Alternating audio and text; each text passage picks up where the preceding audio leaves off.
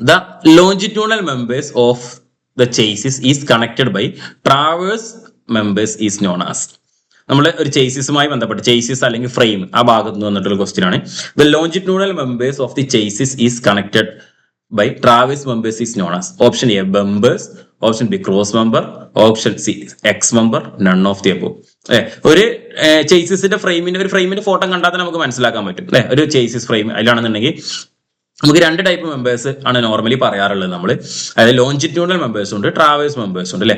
Longitudinal മെമ്പേഴ്സിനെ നമ്മൾ side member എന്നും side member എന്നും ഈ ക്രോസ് ആയിട്ട് കൊടുക്കുന്നതിന് നമ്മൾ എന്ത് പറയുന്നു, ക്രോസ് മെമ്പർ എന്നും പറയാറുണ്ട് അല്ലെ. ക്രോസ് മെമ്പർ ആണ് ഇതിന്. അത് രണ്ട് സൈഡ് മെമ്പറുകളെ തമ്മിൽ കണക്ട് ചെയ്യുന്നതാണ് ക്രോസ് മെമ്പർ.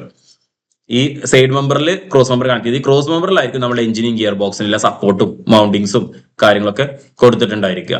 അതാണ് ലോഞ്ചിറ്റ്യൂണൽ മെമ്പേഴ്സും അതേപോലെ തന്നെ അതിനെയാണ് നമ്മൾ എന്ത് പറയുന്നത്, ക്രോസ് മെമ്പേഴ്സും എന്ന് പറയുന്നത്. അപ്പൊ ക്രോസ് മെമ്പർ ലോഞ്ചിറ്റ്യൂണൽ മെമ്പറിനെ തമ്മിൽ കണക്ട് ചെയ്യുന്നതിന് നമ്മൾ എന്ത് പറയുന്നത്, ക്രോസ് മെമ്പർ എന്ന് പറയുന്നത്. ക്രോസ് മെമ്പറിലായിരിക്കും എഞ്ചിനും ഗിയർ ബോക്സും കാര്യങ്ങളൊക്കെ കണക്ട് ചെയ്തിട്ടുണ്ടായിരിക്കും. അപ്പോൾ ഓപ്ഷൻ ബി ക്രോസ് മെമ്പർ ആയിരിക്കും നമ്മളുടെ കറക്റ്റ് ആൻസർ ആയിട്ട് വരിക.